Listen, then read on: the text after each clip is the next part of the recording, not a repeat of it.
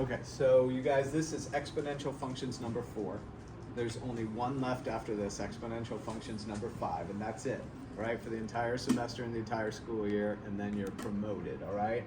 So solving exponential equations, the standards are up here. The notes, if you saw the notes on this one, they were so bad that I'm going to retake a picture of this board and upload that for the new set for the website. So given an equation with a variable in the power position, how can we solve the equation? So almost all of your experience with equations look more like this. See how you got 4x equals 2x plus 8? See where the variable is? It's in line with the normal position of all your numbers. Now you're into exponentials. What happens? The x is in the power position. You see it up there? So this is pronounced 10 to the x power equals 100, and this becomes an exponential equation because the variable is sitting up in the power position. Does this make sense? And this is a very simple one, right? And if you had to think through it, 10 to what power equals 100?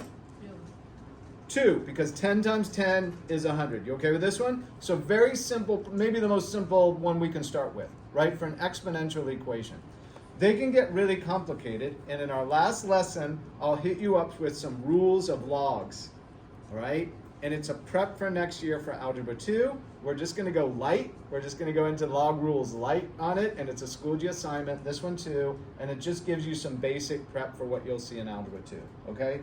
So what is x? X has to be 2. If it's 10 to the power 2, we can guess and check, right? X is 2, check.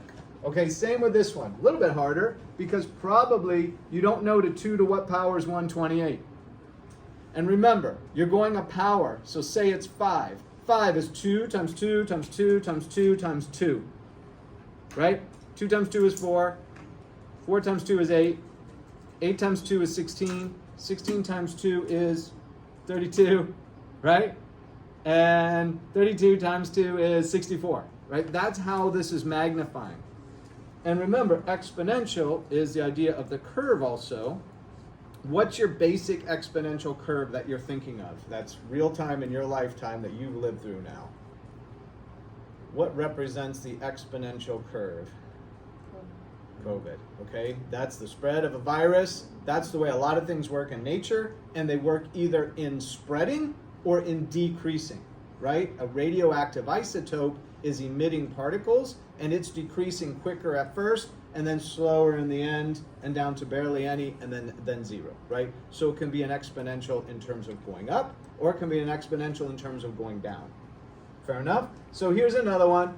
It turns out that x to the 7, we can just guess and check. 2 times 2 times 2 times 2 times 2 times 2 times 2, that's 7 of them. That would be to the power 7. So 2 to the power 7 equals 128. That's an exponential equation.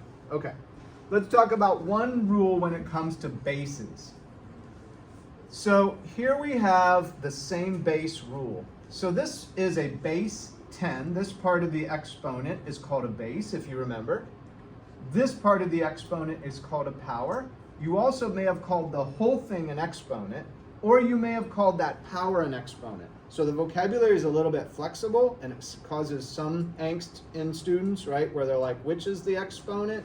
Well, the whole thing is true, and that is true, right? It's a little bit problematic. I like to separate the words in terms of base, power, and the whole thing being an exponent. That's the way I like to say it. So they're all separate words for different purposes. But you'll see them mixed around in books and with teachers and etc., right?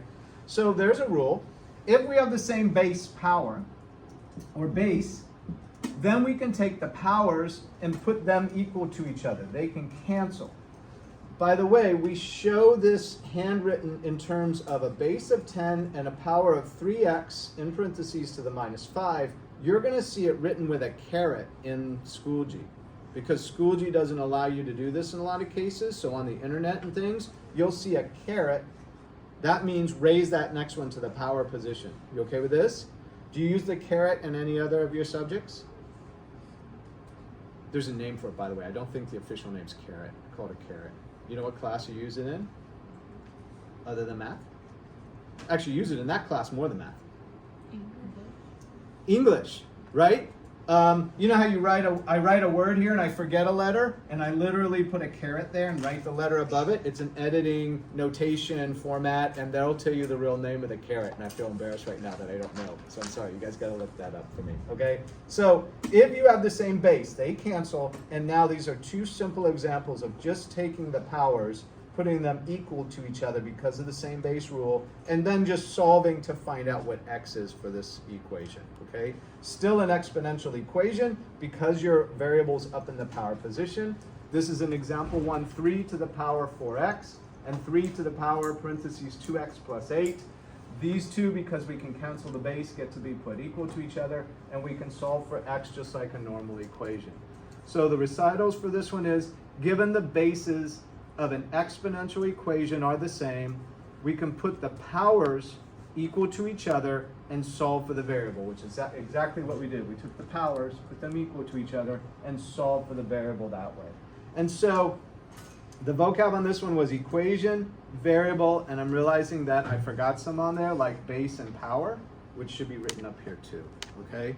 So that should be enough for you to try the school G's and to work through them, and you've got the solution video on that also, okay?